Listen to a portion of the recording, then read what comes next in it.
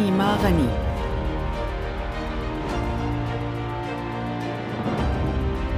محب الله زغم،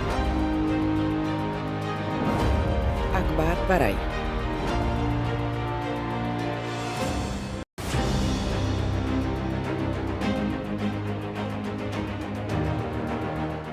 محترمه نعیمه غنی د وردګو په ولایت کې زیږېدلې، د ښوونې او روزنې په برخه کې یې د لیسانس تر کچې زده کړې کړې دي.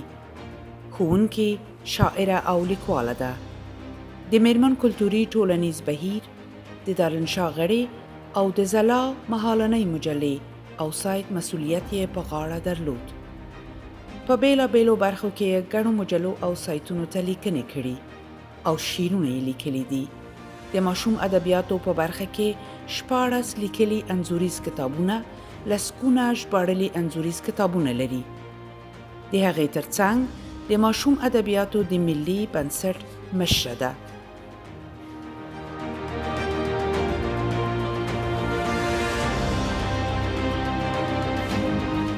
محترم محب الله زغم، لیکوال او ژباړونکی محب الله زغم د 1351 د سلواغې پر 14مه په کابل کې زیږېدلی دی.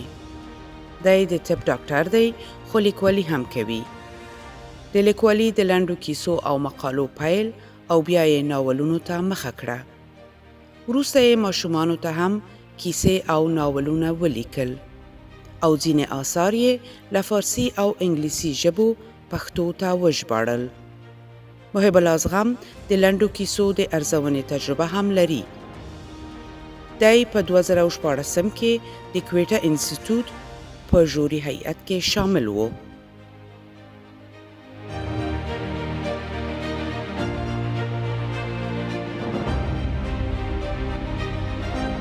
محترم اکبر برای، لیکوال او شاعر، د 1315 هجري لمریز کال د وږي 14 میاشتې د هلمند په ګرشک ښار کې زیږېدلی.